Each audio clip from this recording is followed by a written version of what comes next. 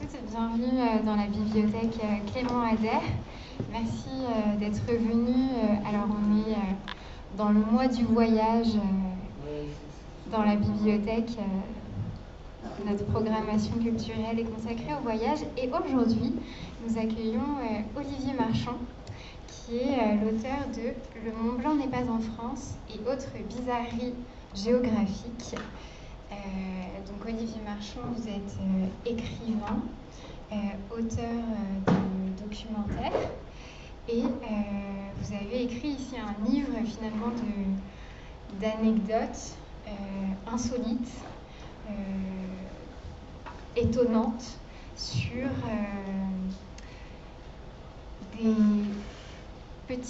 sur des zones géographiques, des territoires géographiques méconnus.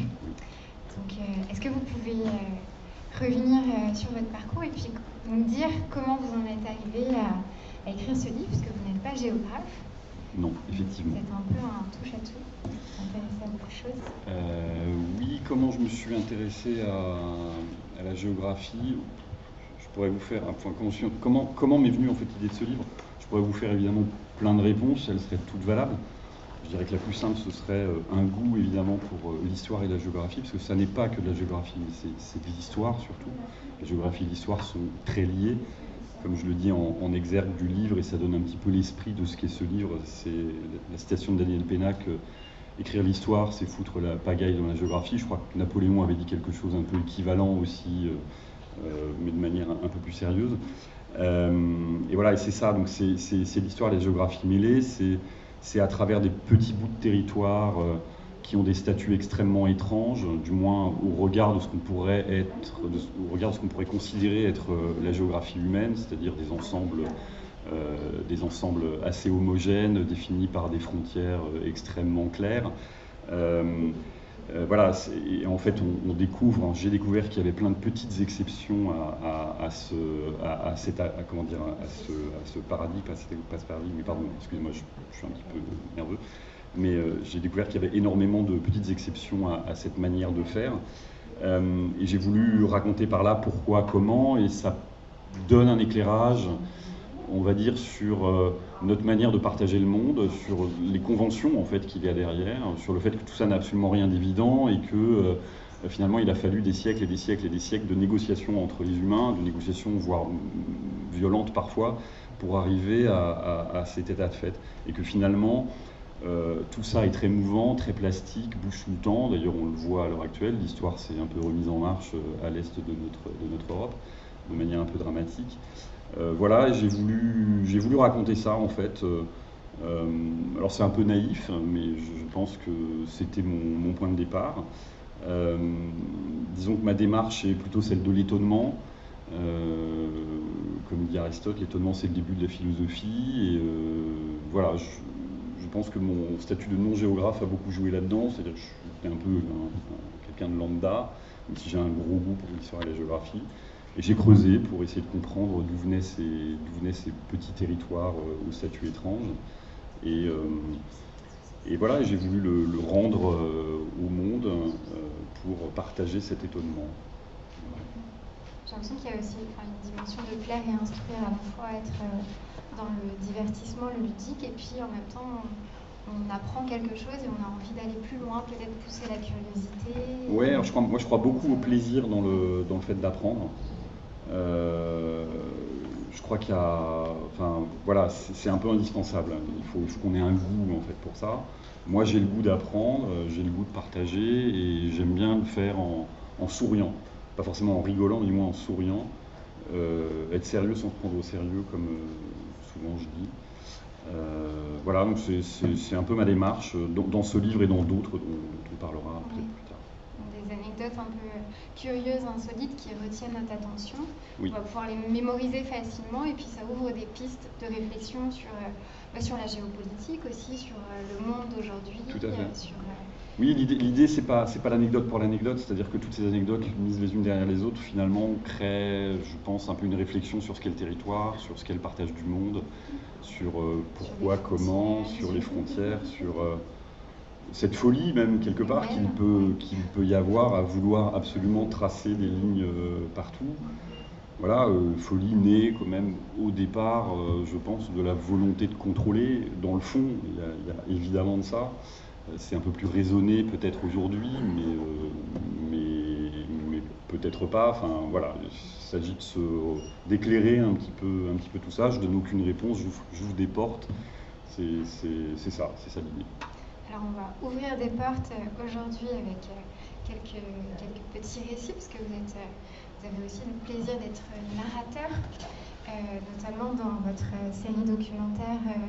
En fait, il y a aussi une série documentaire donc, qui est disponible sur Arte, qui s'appelle Bienvenue en Géoservie, et qui est une forme de continuité. Qui est l'adaptation en fait voilà, de ce livre. Voilà. Une adaptation en série documentaire. Donc là, on a un petit extrait à vous montrer de cette série pour vous voyez à quoi ça ressemble. Alors, c'est parti.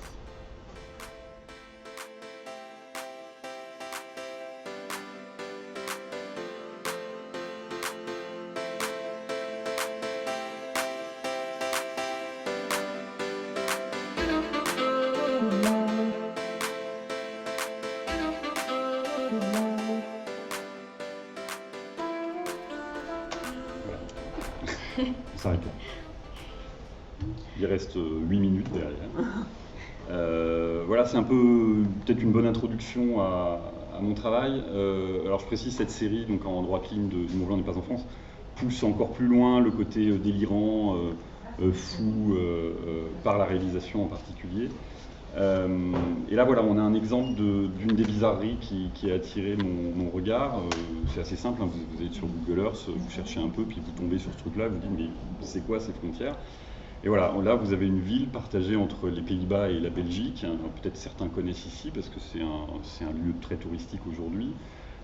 Et donc Baarle, c'est une ville, mais c'est 2 municipalités. Baarle-Hertog, la Belge, qui est constituée, je crois, de 4 morceaux en Belgique et de 22 morceaux aux Pays-Bas, dans la partie principale de Baarle-Nassau, qui est donc la partie néerlandaise de Baarle, qui donc elle-même est composée d'un morceau principal et d'un morceau dans une des parties de Baarle-Hertog en Belgique, et de 7 contre-enclaves dans les enclaves belges de Baarle-Hertog dans Baarle-Nassau. Je pense que vous avez à peu près rien compris. Voilà, mais bon, la carte montre à peu près le beau merdier, j'ai envie de dire que c'est. Donc quand vous allez là-bas, alors tout est très bien organisé aujourd'hui parce qu'on est dans un monde assez rationnel, mais ça a pris du temps d'organiser ça comme ça. Donc les frontières sont tracées partout au sol là-bas, vous ne pouvez pas faire 100 mètres sans changer deux fois de frontière. Comme ça ne suit absolument pas les lignes du cadastre, les frontières passent au milieu des routes, des trottoirs, ça passe dans les commerces, dans certaines maisons, dont une des maisons qui est un des sujets du film. Voilà, donc c'est très cocasse, évidemment. Alors à l'heure de Schengen, de l'euro, ça n'a évidemment que très peu de conséquences. N'empêche qu'il y a quand même 2 municipalités, donc la ville a 2 maires, enfin 2 bourgmestres, on va dire. Elle a 2 systèmes de numérotation des bâtiments, il y a 2 postes, il y a 2 polices qui collaborent étroitement l'une avec l'autre aujourd'hui. Il y a 2 systèmes d'éclairage public. Voilà, et ça demande quand même beaucoup de collaboration entre les 2 municipalités, mais ça n'a pas toujours été le cas. Car ce partage date du Moyen-Âge, on se doute bien que c'est à peu près dans ce moment-là que ça s'est joué. C'est en 1098, le duc de Brabant offre au seigneur de Bréda le village de Baarle, qu'il avait sous sa responsabilité, ou plutôt sous sa tutelle à l'époque. Mais comme il est un peu malin, il garde certains villageois sous son aile. Donc ça crée un double système d'allégeance au sein du village. Et ce double système d'allégeance a traversé les siècles.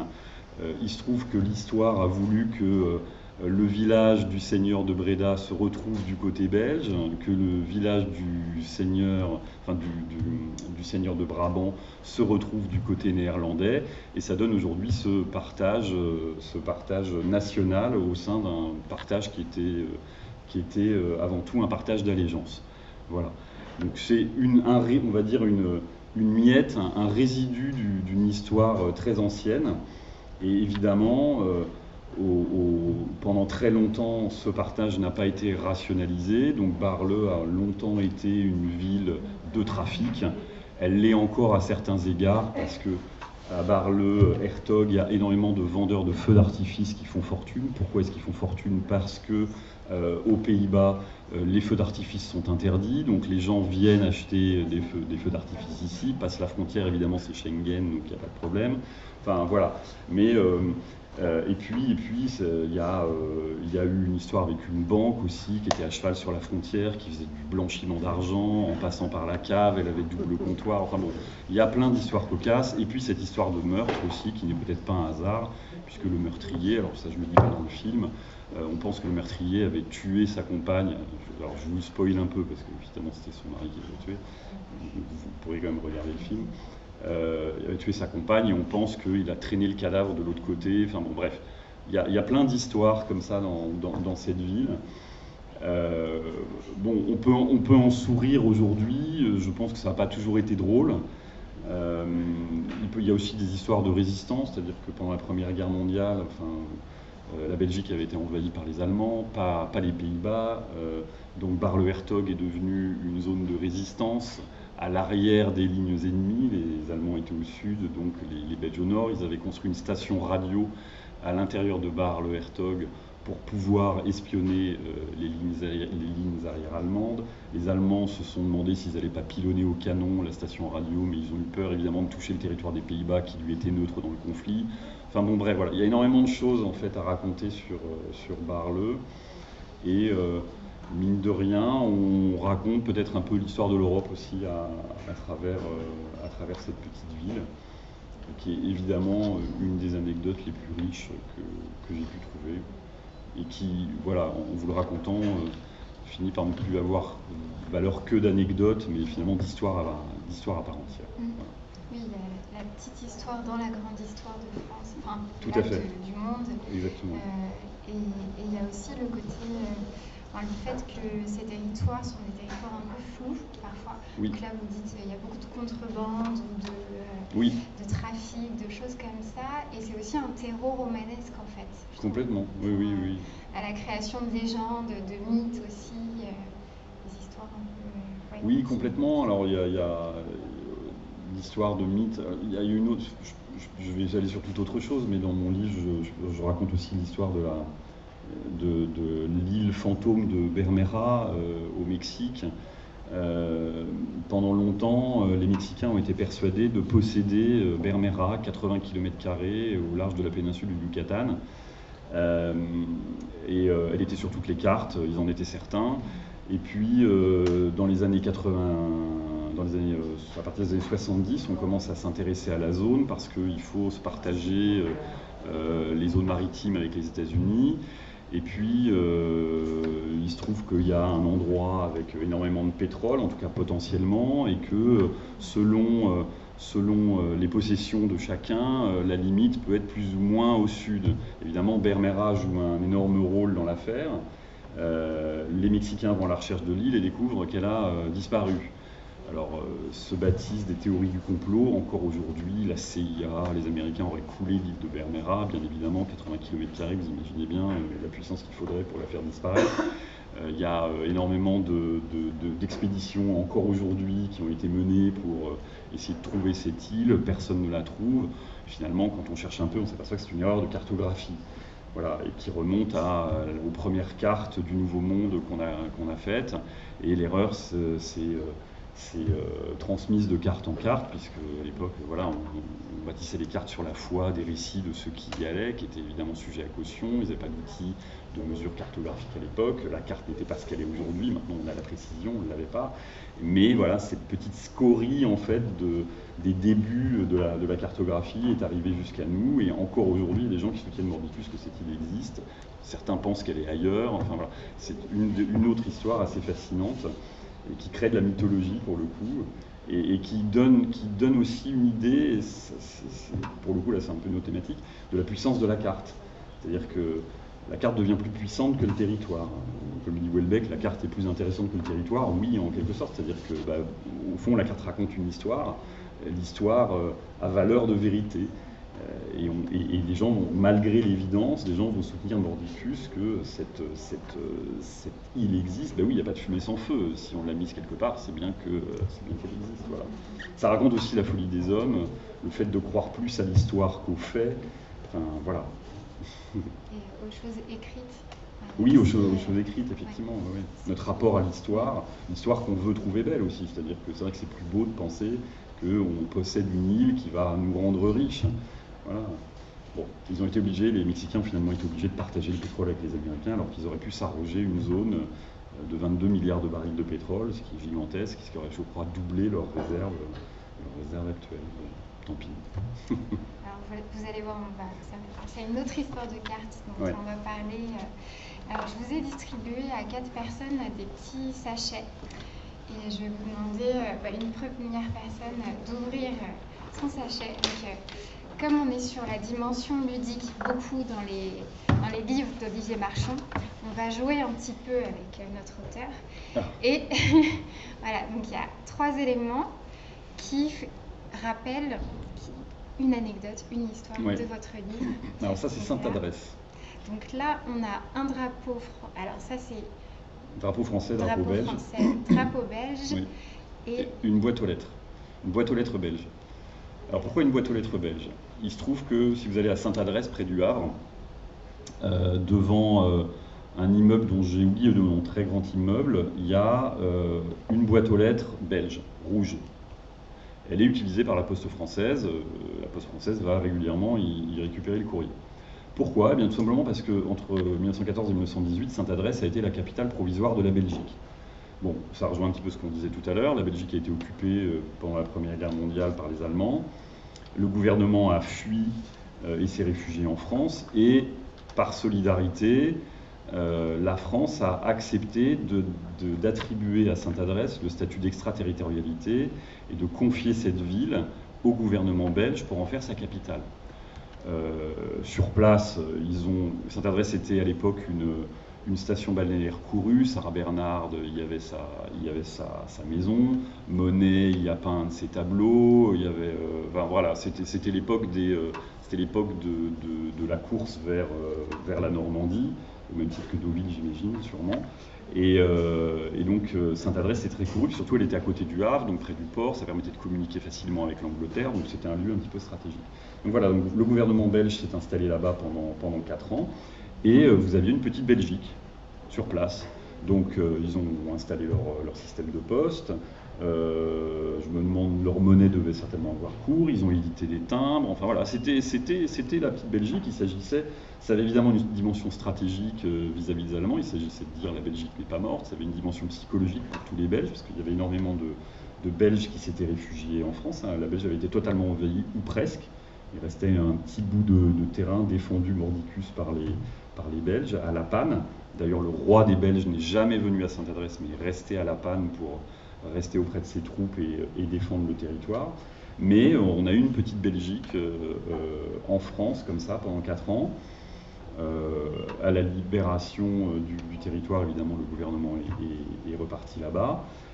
Mais Sainte-Adresse garde le souvenir de cette époque. Donc quand vous allez là-bas, vous avez une statue d'Albert Ier, oui c'est ça, le roi des Belges à l'entrée. Il y a une avenue des Belges et donc il y a cette boîte aux lettres. Qui est encore en usage pour les Français. Tout à fait. Et qui est devant l'immeuble du Nice-Havrais. Voilà, devant l'immeuble du Nice-Havrais, exactement. Et Sainte-Adresse est jumelée aujourd'hui avec la ville de La Panne, donc la fameuse ville où était réfugié le roi des Belges pour aider à défendre son territoire. Voilà. Donc encore une fois, la petite histoire dans la grande histoire de la Première Guerre mondiale est en fait totalement méconnue. Enfin, oui, c'est assez méconnu. Assez étonnant. Ouais. Alors on continue. Ce qui raconte aussi le côté, parce que finalement il s'agit d'une acrobatie juridique, on accorde l'extraterritorialité avec un bout de papier, donc ça raconte bien finalement que le territoire c'est aussi très conventionnel, c'est-à-dire que bon, voilà, vous dites que ici c'est la Belgique, il suffit de signer un papier et c'est bon. Alors on a besoin de ces outils juridiques pour organiser le monde, évidemment. Je ne remets pas du tout en cause le territoire. On a parfois taxé de no border à travers ça, mais absolument pas. Non, c'est juste éclairer que Il s'agit de conventions, il s'agit de papier, en fait, voilà, le territoire, dans le fond. Il s'agit d'histoire. On crée des ministères, du coup, dans cette petite ville. Oui, tout à fait. Ouais, voilà, ouais. certains immeubles, logements se transforment en ministères. Exactement. On racontait qu'une salle de bain se transforme en bureau. Oui, je raconte que le ministère de la Guerre est installé dans un des plus beaux bâtiments, mais que le ministère de la Justice est installé dans une pauvre petite baraque. Ils sont obligés de transformer une salle de bain en bureau. Voilà, ça montre aussi quelles étaient les priorités du Royaume de Belgique à l'époque, et on peut les comprendre. On était en pleine guerre, il fallait de la place pour le ministère de la Guerre, le ministère de la Justice, bon, on verra plus tard. Alors on continue notre ouverture.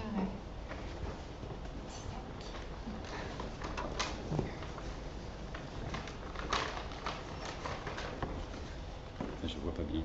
Alors, on a un drapeau français, un l'Italie. Drapeau italien. Ah, le Mont Blanc, bah, c'est le titre du livre.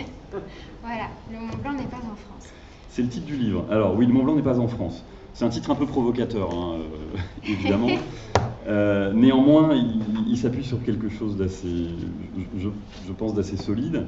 Il faut savoir que la France et l'Italie sont en bisbille sur le tracé de la frontière au sommet du Mont Blanc. On n'est pas d'accord. On n'est pas d'accord avec les Italiens. Donc pour nous, c'est assez simple. La frontière, elle passe bien au sud du sommet. Le sommet, il doit être chez nous, il doit être français. Il y a une question d'honneur quand même. On est la France, donc il faut quand même qu'on ait le toit de l'Europe. Il y a quelque chose de cet ordre-là. L'Italie est plus partageuse. Pour eux, la frontière, elle passe au sommet. Bon, on n'est pas d'accord depuis 1860. Ça prend une tournure un peu plus agressive ces derniers temps parce que les Italiens ont construit le Skyway Monte Bianco, qui est une sorte de concurrent de l'aiguille du Midi. Donc il y a des, comment dire, on va dire une meilleure exploitation de l'aspect touristique du Mont Blanc des Italiens depuis quelques temps. Donc forcément, l'idée de cette frontière un peu floue commence à créer des tensions. Pendant longtemps, la version française a été privilégiée, mais je pense que c'est tout simplement une question de puissance. La France a toujours été plus puissante que l'Italie, donc les cartes de la France ont toujours été plus prises au sérieux que les cartes italiennes. Puis l'Italie en plus est un pays qui a perdu la Seconde Guerre mondiale, même s'ils sont passés dans le camp des Alliés sur la toute fin. Donc voilà. Donc il y a ce hiatus. D'où ça vient? Ça vient de 1860 et l'époque de l'annexion de la Savoie par la France suite à la réunification italienne. Voilà, le roi Victor Emmanuel de Savoie offre à la France la Savoie en récompense de son soutien dans sa guerre contre les Autrichiens pour construire l'unité italienne. Sauf que c'est bien beau tout ça, mais au moment de tracer la frontière entre les deux pays, à ce traité est annexée une carte, sauf que c'est une carte qui a été tracée par les Sardes, un peu à la va-vite, elle n'est pas très précise. Donc les Français, qu'est-ce qu'ils font après le traité? Ils tracent leur propre carte. Et on envoie un capitaine de l'armée, le capitaine Jean-Joseph Mulet, qui fait certainement très bien son travail. Et là, on ne sait pas trop pourquoi. Il fait une carte où le tracé passe au sud du sommet. Alors, plusieurs versions pensent qu'il a repris le tracé du département du Mont Blanc de l'époque napoléonienne. Enfin bon, j'entre un peu peut-être dans les détails. On se demande s'il n'a pas eu des directives de ses hiérarchies. Bref, on ne sait pas trop. Toujours est-il que cette carte très précise pour le coup, au contraire de la carte des Sardes qui donne l'impression de passer par le sommet, devient évidemment la carte de référence puisqu'elle est très précise. Et donc pendant longtemps, la version française sera suivie, alors même que pendant le même temps, les Italiens font leur propre carte et font passer la frontière au milieu. Et donc, voilà, évidemment, l'idée en France s'installe que le Mont Blanc est en France, l'idée en Italie s'installe que le Mont Blanc est à moitié italien, et puis un jour, lors d'une réunion de personnes chargées de l'entretien des bornes frontières, on compare les cartes et on s'aperçoit que c'est pas la même. Ça, c'est dans les années 80. Bon, voilà. Et depuis, il y a eu des échanges diplomatiques entre les Français et les Italiens. On essaie de régler le problème. Les Français disent votre carte elle est pourrie. Les Italiens disent mais c'est pas l'esprit du traité de Turin. Voilà, et on en est là, quoi. Voilà. Encore une histoire de carte. Et voilà, et ironie de l'histoire, le livre a été traduit en italien et ils l'ont appelé Le Mont Blanc n'est pas en Italie. Voilà. Donc, oui, alors moi je connaissais pas du tout cette histoire. Oui. Donc j'ai des amis italiens qui sont qui me disent mais le Mont Blanc n'a jamais été français. Les Italiens, ils l'apprennent à l'école. Oui, voilà, exactement. Oui, on a vraiment. Mais encore une fois, voilà, il s'agit d'histoire, c'est-à-dire que l'histoire depuis 150 ans s'est installée dans nos esprits. Le Mont Blanc est français, le Mont Blanc est italien. Bon, voilà, on verra. Je ne crois pas que ce soit la peine de faire la guerre aux Italiens. Vaut mieux faire des matchs de foot avec eux, c'est plus sympa. Bon, alors ça pose pas trop, encore une fois, je pense que si ça se règle pas, c'est au fond la collaboration entre les deux pays est plutôt bonne, et en particulier au sommet du Mont Blanc, quand il s'agit d'aller chercher des gens qui se sont cassés une jambe là-haut, que ce soit des Italiens ou des Français, ils y vont, puis j'imagine qu'il y a des collaborations entre les différents services. Donc voilà, puis on est à l'heure de Schengen, donc les choses sont plus fluides. Néanmoins, on ne sait pas où est la frontière. Encore une bizarrerie géographique. Alors, on continue pour l'ouverture. Ah, Livia. Ok. La guerre des stops. Alors, un stop, un drapeau espagnol et un drapeau catalan. Oui. Alors, Livia, si certains d'entre vous sont déjà allés dans les Pyrénées-Orientales, ils ont peut-être remarqué qu'il y avait une enclave espagnole en France. Livia, donc.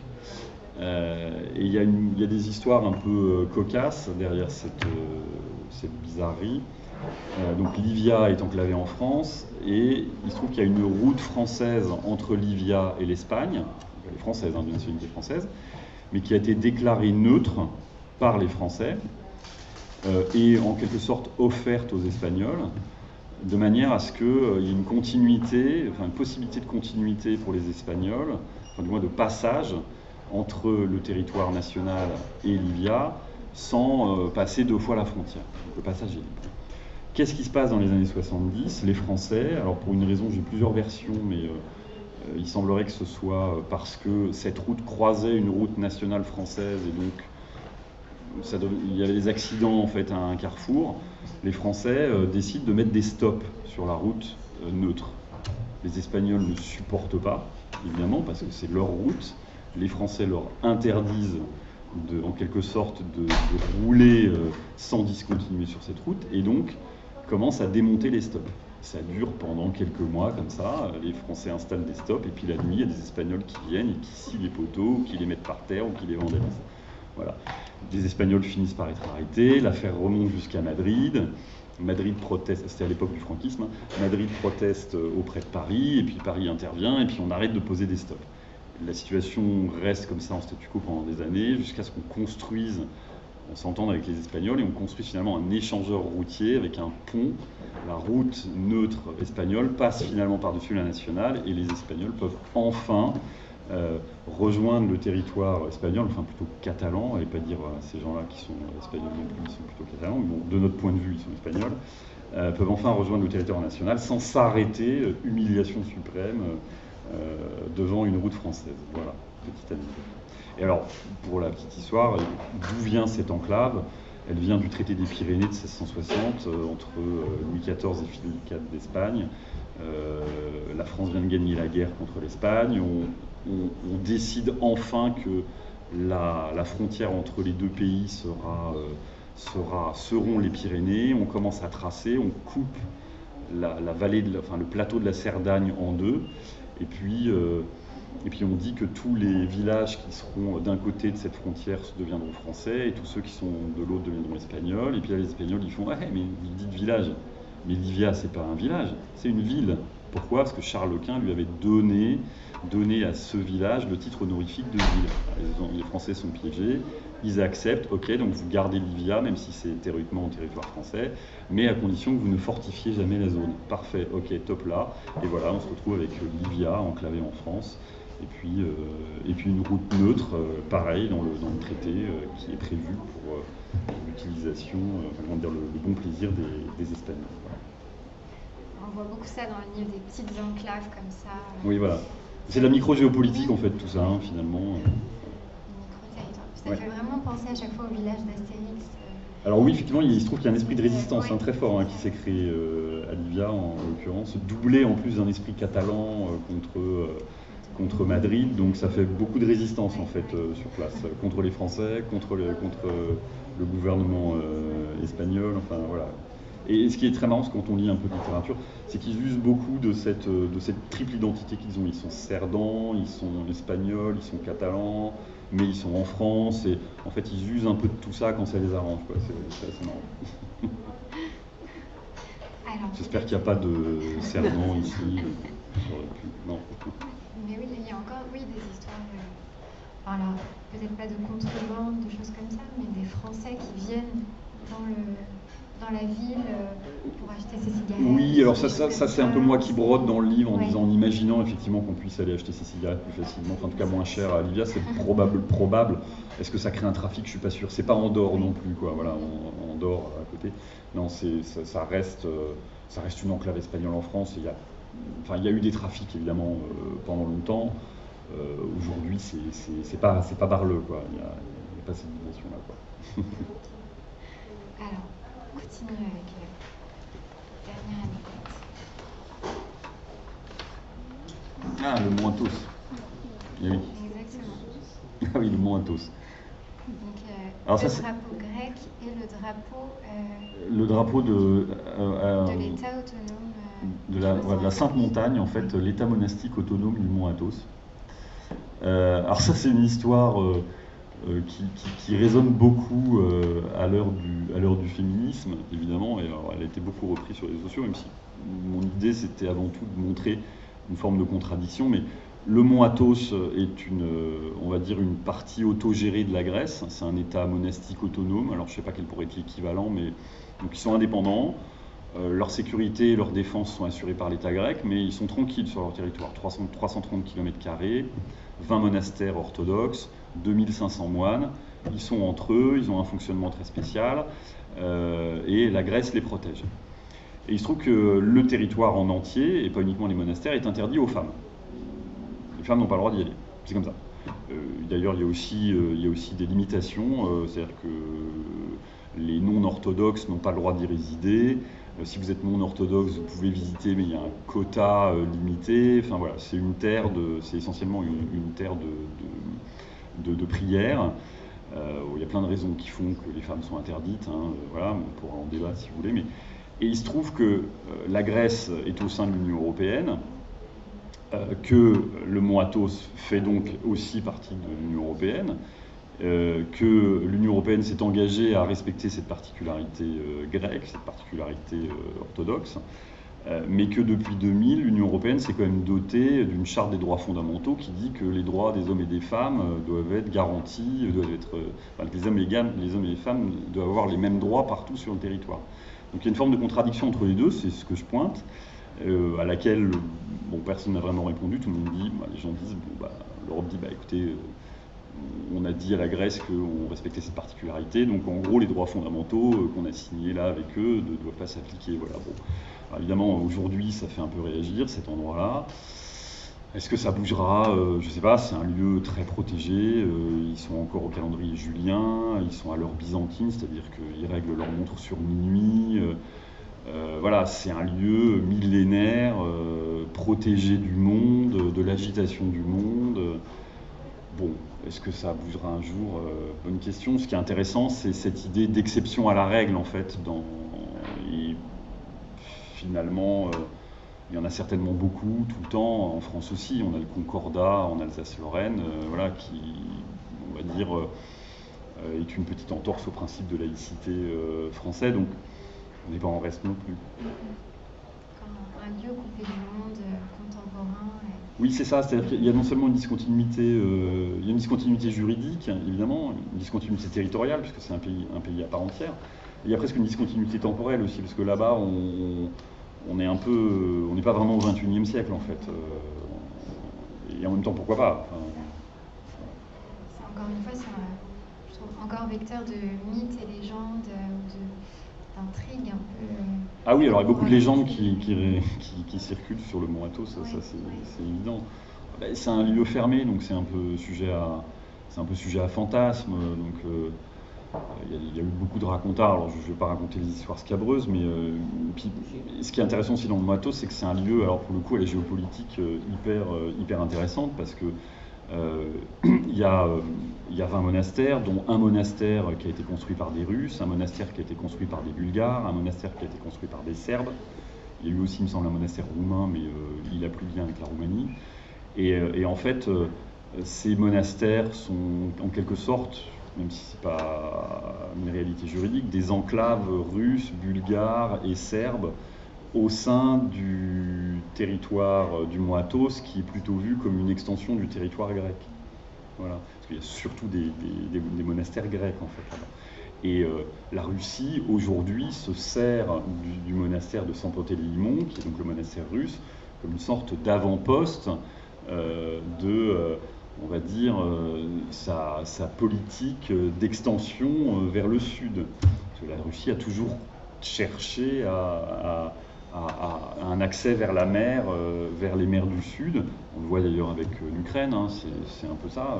Ils ont pris la Crimée, maintenant ils essayent de prendre l'Ukraine. C'est pour accéder à la mer Noire et donc avoir un accès plus facile à la Méditerranée. Voilà, et le Moitos fait partie de cette géopolitique-là. Oui. Un outil il est utilisé dans Tout à cette fait. stratégie. Complètement. Sa rénovation a été payée par Vladimir Poutine. Voilà. Est-ce que vous avez des questions par rapport à ce livre Moi j'en ai une, c'est Bienvenue en Géosarbi, alors oui. Sur Arte. Oui. Est-ce que les émissions sont passées? Est-ce qu'elles vont passer? Combien il y en a? Alors il y a 10 épisodes de 10 minutes et en fait ils ne sont jamais passés à l'antenne, ils sont uniquement disponibles sur arte.tv qui est leur plateforme digitale. Voilà. C'est en ligne pendant 5 ans, vous pouvez y aller quand vous voulez. C'est possible sur YouTube aussi si vous cherchez.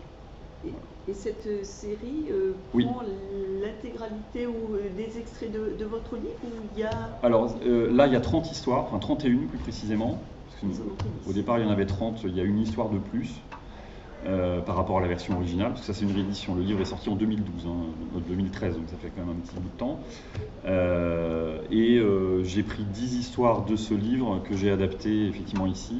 Et qui sont donc d'ailleurs un peu augmentées. Il y a plus d'informations en fait pour certaines histoires dans les documentaires que dans le livre. Voilà. C'est un peu plus court. Donc vous avez écrit ça il y a 10 ans, j'ai bien compris. Donc je pense que vous êtes passé à autre chose, mais là il y en a 31.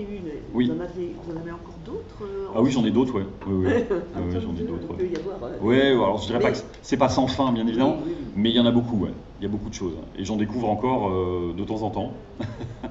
Mais après, elles ne sont pas toutes. Il n'y a pas forcément une histoire derrière chaque. Hein. C'est-à-dire qu'une fois que vous avez dit que voilà, il y a ce truc-là qui est à tel endroit, vous avez raconté la cause. Ça manque un peu de consistance et puis ce qui est intéressant, j'ai tenu à chaque fois à essayer de mettre du sens en fait dans tout ça, d'ouvrir vers la grande histoire et d'essayer de comprendre ce que nous raconte chaque histoire. C'est pas toujours réussi, mais en tous les cas, il y a toujours eu cette ambition-là. Et certaines histoires ne racontent pas plus que ce qu'elles sont. Voilà. Donc vous avez écrit ce livre, il est sorti en 2013. Ouais. La série sur Arte. La série elle est sortie au printemps dernier. Voilà. D'accord. Voilà. Et maintenant vous êtes sur quoi? Alors peut-être une saison 2, mais on verra. C'est pas du tout certain. Après, mon métier, celui qui me rapporte de l'argent, pardon, c'est un peu prosaïque, je vais le dire comme ça, mais je suis réalisateur avant tout. Donc je fais aussi du film pour d'autres causes que les miennes. J'ai des projets évidemment de livres, mais pour l'instant je suis très occupé en fait avec ça, en l'occurrence. Ouais, c'est votre actualité. C'est ça. Puisque le livre est réédité en fait depuis... Oui, la réédition s'explique par la parution de des poupées gigognes de projets en fait. Du coup, vous avez commencé par la France et ensuite vous avez fait un peu l'Europe. Qu'est-ce qui explique l'expansion comme ça, à chercher des histoires un peu partout dans le monde? Déjà, je crois que je suis un peu un curieux de nature, puis j'aime ce qui éveille un peu la curiosité, l'étonnement, voilà. Et puis j'ai un goût pour la géographie et les cartes. Je peux rester des heures devant un globe, hein, par exemple. Voilà. Une fois que vous faites, c'est un peu bête, mais évidemment, comme je suis aussi réalisateur, j'aime raconter des histoires, c'est mon métier, je suis à la recherche de ça. Donc quand j'ai trouvé une anecdote, je me suis dit, tiens, c'est marrant, qu'est-ce que c'est.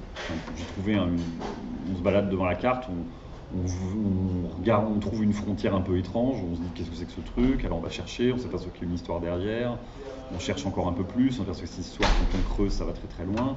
Puis on se dit, tiens, c'est marrant, est-ce qu'il y a d'autres histoires de ce genre-là? Et puis on cherche, puis en général, quand on tire une histoire, il y en a une deuxième qui arrive derrière, vous savez, c'est comme un fil, il y a des surprises qui arrivent, puis une troisième, une quatrième, et à la fin, vous avez une collection, et vous vous dites, je vais écrire un livre, voilà.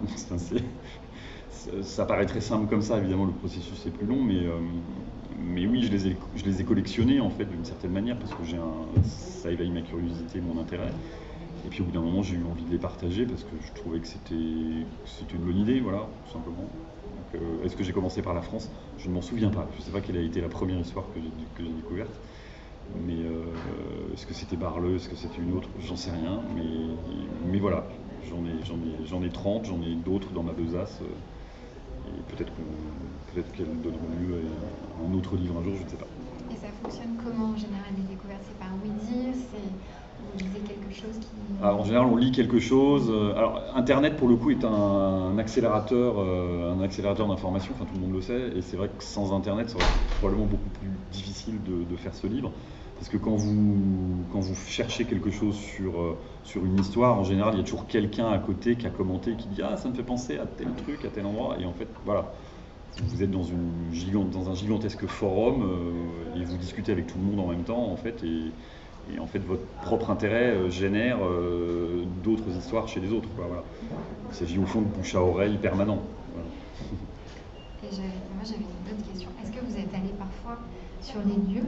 Alors, il y a certains lieux que j'ai visités, ouais. Alors, je ne l'ai pas fait systématiquement, parce que franchement, ça m'aurait demandé de gros moyens. Oui, Bar-le, j'y suis allé. D'ailleurs, il y a des photos que j'ai prises qui sont dans le film. Le Mont Blanc, oui et non. Le Mont Athos, alors j'y suis allé il y a très très longtemps, quand j'étais petit. Livia, je suis passé à côté. Sainte-Adresse, j'y suis allé. L'île de la Conférence, ça, c'est une histoire aussi d'une île partagée entre autres conséquences du traité des Pyrénées. Une île binationale franco-espagnole, elle a les deux nationalités en même temps, et elle change tous les 6 mois d'administration. Et d'ailleurs, ça vous concerne parce que cette île a 2 vice-rois, et pendant longtemps, un des vice-rois de cette île, c'était le commandant de la base navale de Ladour, je crois, à Anglette. L'autre vice-roi, alors c'était aussi un militaire espagnol, et parfois il se faisait des petites cérémonies de passation de pouvoir. Voilà. Aujourd'hui, c'est un haut fonctionnaire français qui a pris le relais, parce que je crois que la base navale de Ladour a fermé. Voilà, une autre conséquence du traité des Pyrénées. Et ça, cette île, je suis effectivement allé la voir. Il y a un monument au milieu qui commémore le traité des Pyrénées. Je vous laisserai découvrir dans le livre pourquoi, comment. C'est assez fascinant. C'est un condominium, en fait, alors, qui est minuscule, hein, ça a la taille d'un terrain de foot, même pas. Et c'est un condominium franco-espagnol, 2 nationalités en même temps. Voilà. Est-ce que vous avez d'autres questions? Alors, ce que je vous propose, c'est de continuer un tout petit peu sur les livres d'Olivier Marchand, parce que vous n'avez pas écrit que Le Mont Blanc n'est pas en France. Et non. On a aussi alors tout ça, ça sera disponible à la bibliothèque. Un atlas de la France incroyable. Donc, je trouve, dans chacun de vos livres, il y a toujours cette dimension plaire et instruire, dimension ludique. Donc là, on est sur des cartes qui vont traiter donc là, les ovnis par exemple, ouais, qui vont traiter de plein de choses. C'est très hétéroclite. Oui. Le pain de la discorde sur la chocolatine et le pain. Ouais, c'est assez connu. C'est un livre qui est assez ancien aussi. Je dirais que c'est un peu une conséquence de celui-là. Je vais rendre hommage aussi, parce que c'est un livre un peu plus collectif qu'il n'y paraît. Parce qu'au fond, c'est un éditeur qui est venu me voir en me disant on ferait bien un atlas un peu décalé, est-ce que ça vous dirait? J'ai dit oui tout de suite, je trouvais ça intéressant. Et puis on a travaillé un peu en trinôme entre l'éditrice, moi, la cartographe. On a beaucoup réfléchi à comment présenter le truc. Et l'idée, c'était de faire des cartes avec des données, voilà, comme on voulait, quoi. Parce que c'était un peu... Alors on était un peu, à mon avis, au début de quelque chose, parce que finalement des cartes de la France un peu décalées, on en trouve un petit peu partout aujourd'hui. Si vous furetez sur le net, vous en trouvez tout le temps. On était certainement au début de quelque chose, c'était au début de la data en fait. C'est-à-dire qu'aujourd'hui, tout le monde met ses data en ligne, voilà, en open source, et on s'est aperçu en fait à ce moment-là qu'on pouvait faire des cartes à peu près avec tout ce qu'on voulait, quoi. Il suffisait de trouver les datas, on faisait des cartes. Donc on a eu plein d'idées et on a fait des cartes, des idées plus ou moins bonnes. Donc là on était vraiment dans le pur amusement et dans la pure anecdote. Moi je me suis amusé à écrire des notules, voilà, qui racontent des choses sur ces cartes-là, où je me pose un peu des questions. C'est un peu plus gratuit, c'est très divertissant. Voilà, et là vous avez par exemple la carte, cette carte à l'époque où tout le monde en a parlé, c'est combien on se fait de bises en France. Bon, bah, voilà. Il y a quelqu'un qui a fait un sondage un jour là-dessus, on s'est basé sur ce sondage et on a fait une carte. Donc bah, nous, on fait 2 bises, et puis il y a plein d'endroits où on en fait 4, ça on connaît, puis il y a un peu moins connu, il y a des endroits où on en fait 3, et même des endroits où on en fait 1, ça je ne savais pas. Alors ce qui n'est pas dit aussi, c'est dans quel sens on fait la bise. Hein. Moi je suis parisien, j'ai des copains marseillais, chaque fois que je les vois et que j'essaie de leur faire la bise, on manque de s'embrasser sur la bouche, il y a toujours un petit moment. Bon voilà, c'est un bon exemple de ce qu'est ce livre, provoque du sourire un peu à chaque carte. Donc vous avez, on a repris les statistiques de signalement d'OVNI, on en a fait une carte, on a fait une carte des appellations de la serpillière, on a fait la fameuse carte chocolatine pain au chocolat. Alors celle-là elle a circulé, pas que la nôtre d'ailleurs, plein d'autres l'ont fait. Voilà, ça, voilà, les appellations régionales de la serpillière, ça j'aime beaucoup. Alors je savais pas que dans la marine, par exemple, on disait faubert ou vadrouille, vous voyez, j'en avais absolument aucune idée. Alors je sais pas s'il y a des marins ici qui pourront me confirmer, non, apparemment pas. Mais voilà, je ne pensais pas qu'il y avait une telle diversité d'appellations de serpillière. On a mis la Belgique aussi parce que c'est intéressant. Et alors vous voyez, par exemple, la loc à relocter. Alors moi j'avoue que j'ai du mal à comprendre la logique de l'appellation. C'est-à-dire que déjà c'est une loc, vous loctez, après vous reloctez. Alors je comprends pas, vraiment. Mais voilà, sinon, toile à laver, toile, bâche, torchon à laver. Enfin, étonnant, non, quand même, cette diversité. Voilà, et ça a été fait aujourd'hui pour le crayon noir, le crayon à papier, pour le sac, la poche, voilà. Bon, donc vous trouverez des choses ludiques de ce genre dans cet atlas, qui est peut-être pour certaines cartes un peu passé, parce qu'encore une fois, il est sorti en 2014, donc il y a probablement des données qui ont évolué, mais bon. Ça reste d'actualité. Oui. Oui, vraiment à feuilleter.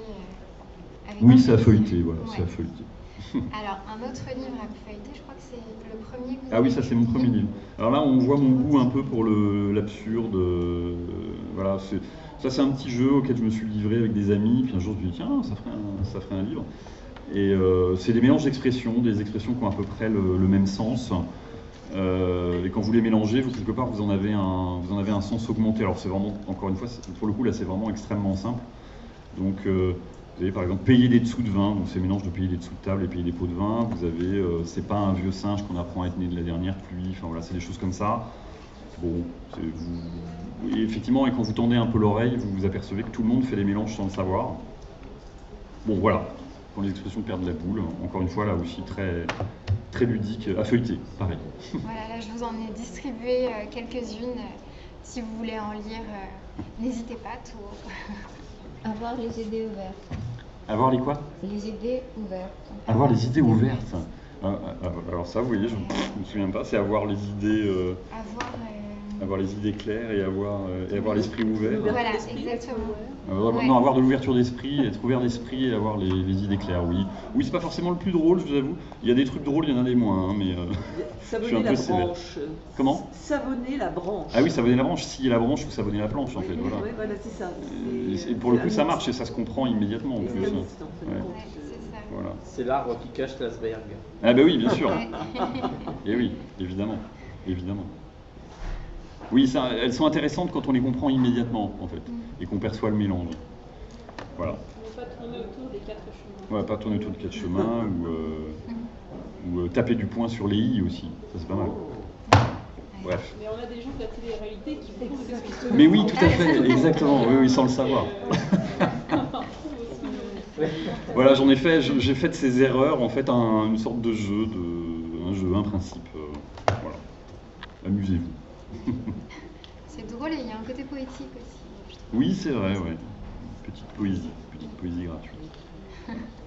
Et le dernier livre qui est présent à la bibliothèque, c'est Le 30 février et autres curiosités de la mesure du temps. Ouais. Donc avec celui-ci, on était sur des anecdotes insolites sur l'espace, sur la géographie. Et là, finalement, c'est un peu le même principe mais adapté à la mesure du temps. Donc avec un peu cette même idée de la journée à 12 heures, la journée à 24 heures, il y a 365 jours dans une année. Et en fait, on peut interroger ça à la lumière de ce livre, parce que je suis allé chercher tous les moments où, on va dire, la mesure du temps a déraillé. Donc s'il y a eu un 30 février, il a existé, il y en a eu un 30 février 1712 en Suède. Il a été unique. Alors je pourrais vous raconter, c'est un petit peu compliqué, mais ils ont voulu passer au calendrier, ils étaient encore au calendrier julien en 1700. Ils ont entrepris de passer au calendrier grégorien. Ils avaient, je crois, à l'époque 10 jours de retard par rapport au calendrier julien grégorien.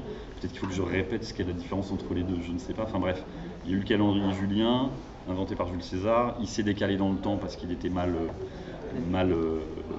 mesure du calendrier n'était pas la bonne. On est passé au calendrier julien, au calendrier grégorien, qui est un calendrier julien en un peu mieux, pour se recaler en fait sur la course des saisons.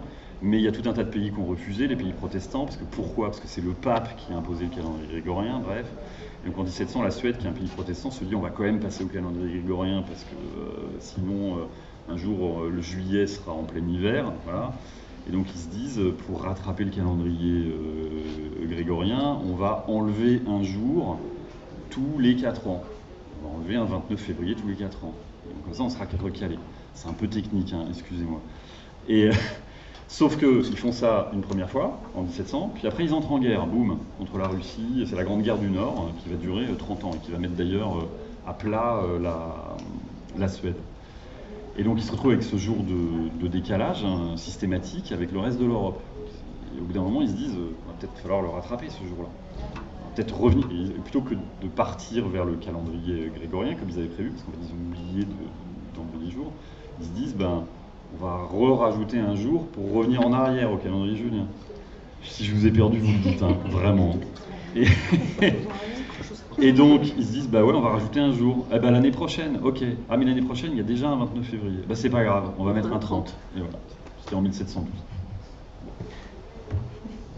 Vous lirez, c'est bien mieux expliqué que ça, hein, parce qu'à l'oral, c'est un peu compliqué. Mais là, vraiment, je vous prends par la main. Donc, il y a plein de trucs dedans. Donc, il y a le 30 décembre 2011 aux îles Samoa qui a été supprimé. Vous comprendrez pourquoi. La France est toujours à l'heure, elle s'est mise à l'heure allemande en 1940 et elle n'est jamais revenue en arrière. Donc on était à l'heure de Londres avant 1940 et depuis 1940 on est à l'heure de Berlin et on n'est jamais revenu en arrière. On a supprimé tous les jours entre le 4 et le 15 octobre 1582. Vous pourrez apprendre que la fin des temps informatiques est prévue le 19 janvier 2038 à 13h14 minutes et 7 secondes. Vous pourrez lire un projet un peu fou de calendrier universel à 13 mois qui a failli aboutir dans les années 50 pour le monde entier, mais qui finalement n'est jamais arrivé. Vous pourrez aussi lire l'histoire de la semaine de 5 jours que Staline a essayé d'imposer en Union soviétique. Ça a été un fiasco total. Enfin voilà, et puis évidemment le calendrier républicain, etc. Ou la plus grande année de l'histoire qui a duré 445 jours, je crois. Les histoires de début d'année. Pendant longtemps en France, le début de l'année, ça a été, il me semble, le 1er avril.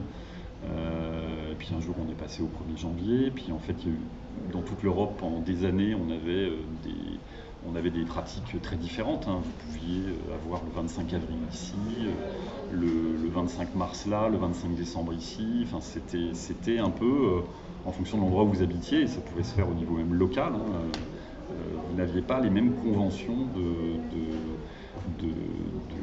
datation, ce qui pose énormément de problèmes aux historiens, évidemment, parce que quand ils retournent au texte, il faut essayer de comprendre comment la personne qui a écrit considère être le début des temps, etc. Enfin, bref. Ça, c'est plus mon côté scientifique. À la base, je suis physicien. Bon, j'ai fait des études de physique, voilà, mais j'ai une grande, comment dire, j'aime beaucoup ce livre, il fait beaucoup réfléchir à ce qu'est le temps, en fait, finalement. C'est-à-dire que, à force de raconter sa mesure, on en vient à se poser la question de ce qu'est le temps. Et très honnêtement, je pense qu'il n'y a pas de réponse. La mesure du temps est une sorte d'habit bien confortable pour ne pas trop se poser la question de ce que c'est. Parce que franchement, c'est un peu abyssal, le temps, en fait, quand on y réfléchit. Merci. En parlant de temps, le temps est venu de conclure cette rencontre. Merci en tout cas. Merci à vous. Olivier Merci Marchand d'être venu là. jusqu'ici. Merci pour cette exploration du temps et de l'espace, finalement, de la géographie. On est allé loin. On est allé très loin. Et alors, tous ces livres seront disponibles après la conférence, une fois qu'ils seront dédicacés. Et celui-ci est disponible à l'achat et à la dédicace dès maintenant. N'hésitez pas à vous rapprocher si vous voulez discuter avec l'écrivain, si vous voulez acheter le livre. Et merci à tous d'être venus.